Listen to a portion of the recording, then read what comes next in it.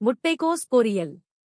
இந்த சுவையான உணவை எளிதாக எப்படி தயாரிப்பது என்று பார்ப்போம். முட்டைக்கோஸ் பொரியல் ஒரு பாரம்பரிய தென்னிந்திய சைவ உணவாகும். இந்த உணவிற்கு தேவையான பொருட்கள்: முட்டைக்கோஸ், துவரம்பருப்பு, பருப்பு, பிரஷ் தேங்காய், எண்ணெய், கடுகு விதைகள், உளுத்தம்பருப்பு, கருப்பு உளுந்து, சீரகம், கறிவேப்பிலை, பச்சை மிளகாய், வரமிளகாய். படி 1. கோஸை மெல்லியதாக நறுக்கவும் அல்லது பொடியாக வெட்டவும். நன்கு கழுவி அதிகப்படியான தண்ணீரை வடிய விடவும். படி 2. துவரம் பருப்பு உபயோகிப்பதாக இருந்தால் ஊறவைத்த பருப்பை வடிகட்டவும். படி 3.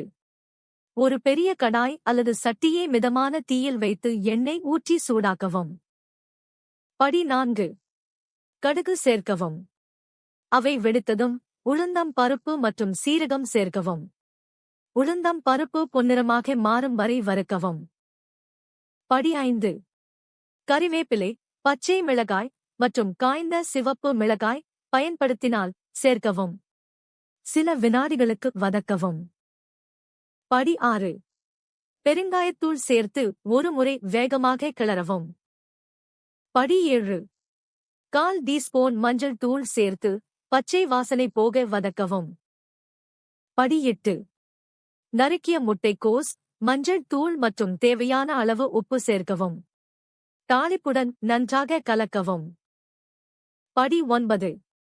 பானையை மூடி மிதமான குறைந்த தீயில் 8 முதல் 10 வரை நிமிடங்கள் சமைக்கவும். முட்டைக்கோஸ் மென்மையாகும் வரை, ஆனால் இன்னும் சற்று மொறுமொறுப்பாக இருக்கும் வரை அவ்வப்போது கிளறிவிடவும். முட்டைக்கோஸ் அதன் சொந்த ஈரப்பதத்தை வெளியிடும் என்பதால் தண்ணீர் சேர்க்க வேண்டாம். படி 10. முட்டைக்கோஸ் வெந்ததும் துருவிய புதிய தேங்காய் சேர்த்து மெதுவாக கலக்கவும். படி 11. சுவைகள் ஒன்றோடொன்று கலக்கும் வரை மேலும் 1 முதல் 2 வரை நிமிடங்கள் சமைக்கவும். தேங்காய் சேர்த்த பிறகு அதிகமாக சமைக்க வேண்டாம். படி 12. அடுப்பிலிருந்து இறக்கி சூடாக பரிமாறவும்.